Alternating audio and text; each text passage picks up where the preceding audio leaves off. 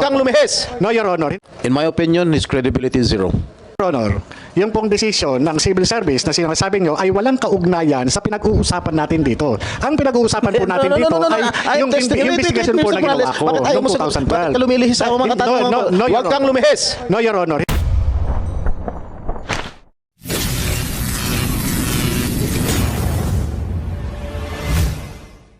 Okay, Mr. Morales, Yes, Your Honor.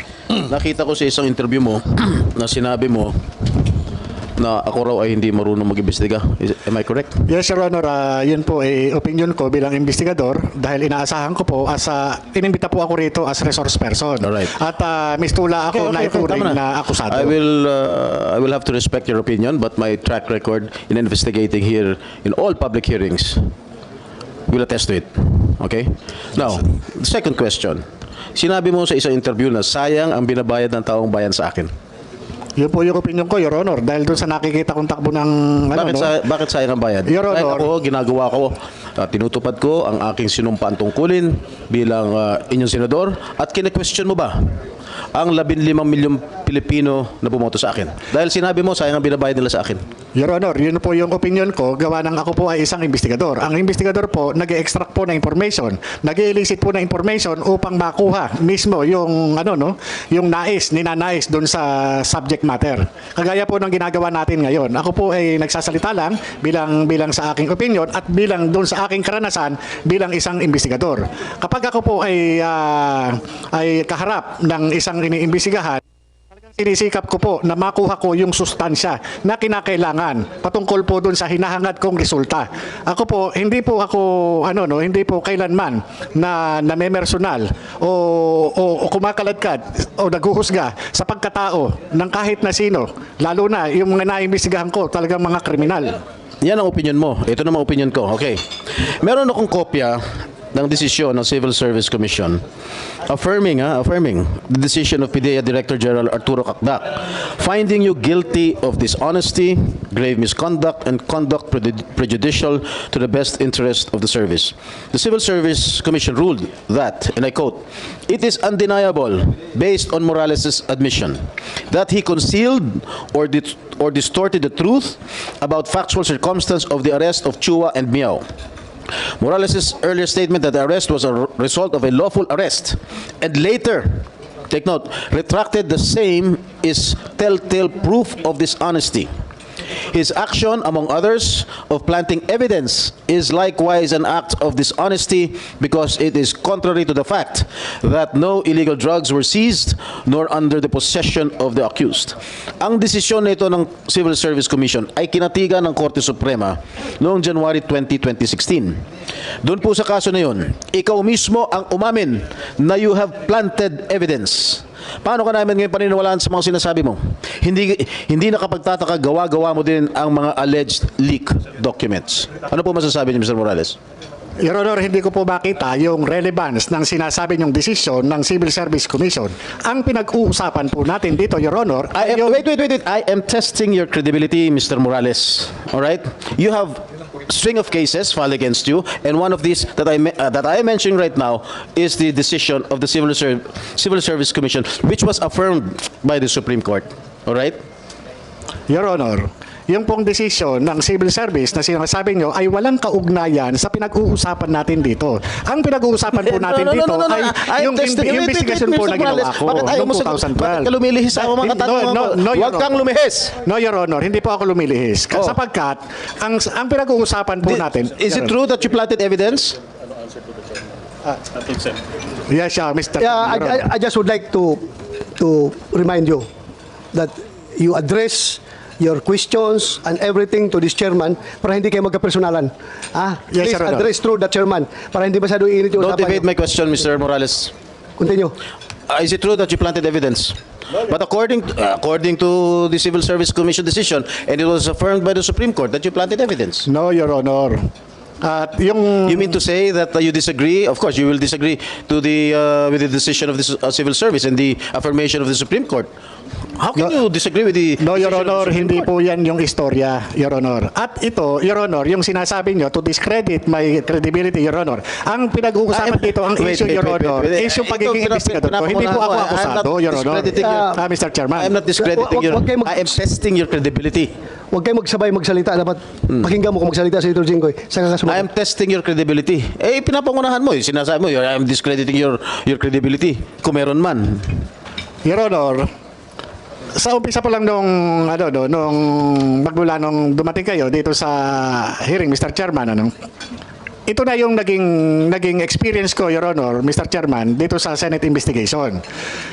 Ang ipinunta ko po rito is resource person po ako para dito sa PIDEA Leaks. Dahil ang pinag-uusapan po dito ay yung paglabas ng dokumento dun sa PIDEA. At ako po, Your Honor, investigador lang po ako. Hindi ako akusado, Mr. Chairman, para itest yung aking credibility. Nakapako lamang po ang aking kaalaman patungkol po dun sa ipinalabas ng vlogger na si Maharlika, patungkol po dito dun sa mga confidential documents, yung classified documents. Dun lang po ako. Ngayon, kung ang butihing senador, Your Honor, ay ang gagawin sa akin ay atakihin ang aking personalidad. Wala pong kinalaman ito doon sa mga classified documents na ginawa noong 2012. Ang tanging participation ko lamang po at nalalaman ay yun lamang po nangyari ng 2012 matapos na pumunta yung confidential informant sa Intelligence and Investigation Service. Ngayon, kung ito dinadanas ko ngayon na talagang sinisira yung aking pagkatao, hindi kaya ito ay may kinalaman doon sa ngayon presidente ng Pilipinas na naroon mismo doon sa dokumento na nagkataon na ako ay nag-imbestiga Mr. noong Chair. 2012. Mr. Chair, Yes, go ahead, ang Senator Jinggoy. sinasabi nitong resource person natin na dinidiscredit ko yung kanyang credibilidad. I am just reading all his cases filed against him. Okay? Inuulit ko lang. Okay? Eh, pinapangunahan mo kagad ako. Sinasabi mo, didiscredit ko agad yung credibilidad mo. All right now. Yung sinasabi mong nawawalang dokumento. Wala ka, tinanong kita last hearing, where are these documents? Sinasabi mo wala. Tinanong pa kita kung sino yung confidential informant mo. Sinasabi mong hindi mo kilala. Anong klase kang resource person? Wala ka mga ebidensya. Oh, Your Honor. ikaw ba paniniwalaan ka namin dito? Your Honor, Mr. Ganyan Chairman. ang mga sinasagot mo. Your Honor, Mr. Chairman. The classified documents na piniresinta po ng vlogger na si Maharlika na napasa kamay nitong committee na ito po yung personal ko na under oath po in-identify ko.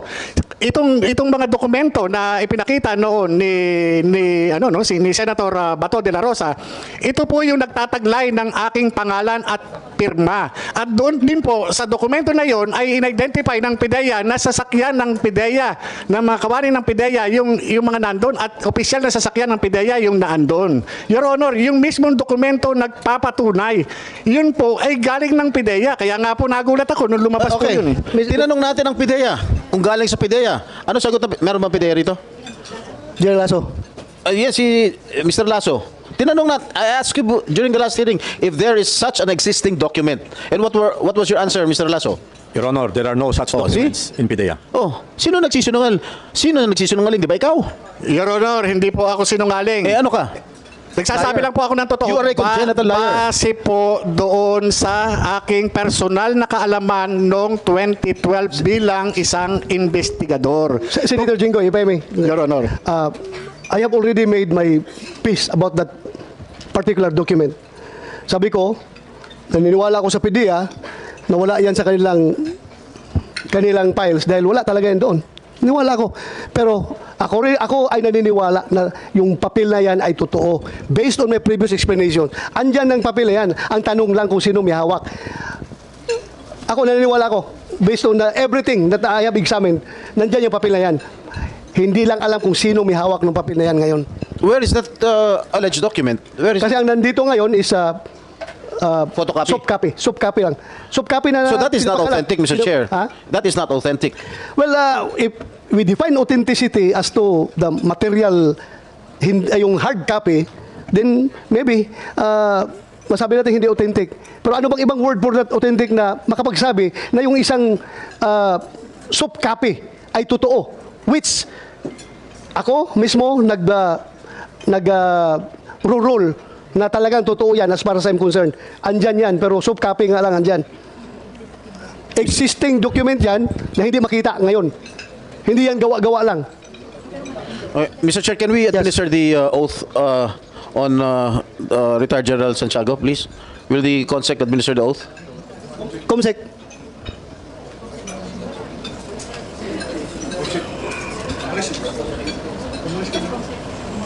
Comsec. Sige lang, bago, habang hindi pa na-administer si General Santiago, ito Morales, makinig ka. Yes, Mr. Chair. Ulitin ko, for the last time, Yes, Your Honor. hindi mo talaga maalala yung confidential informant mo? Your Honor, pareho po tayong pulis. At napaka-importante po sa atin yung mga information galing po sa mga informer. Itong mga informer po, kapag lumalapit sa atin, ito yung karamihan po ng mga pinagmumulan natin ng trabaho. At kapag Ulitin ko yung question, ay, dagdagan ko yung question. Hindi kaya ayaw mo lang sabihin yung identity dahil nga meron tayong code of conduct between handlers and the confidential informants na kahit ano mangyari, walang laglagan dahil buhay ko ang nakataya. Hindi ba yan ang nasa isip mo? Gano'n na nga po, Your I'm not Honor. feeding, I'm not feeding, pero ako bilang operative, hindi ko talaga ilalaglag, pero ikaw, ewan ko, bakit? So, confirm mo na ayaw mong sabihin, alam mo. Gano'n na nga po, Your Honor. Oh, so, Mr. Chair, Kasi ganun pala. hindi po kakayanin ng konsensya ko, Your Honor. Kapag kami nangyaring masama doon sa confidential informant. So ganito ngayon, at stake yung kredibilidad mo.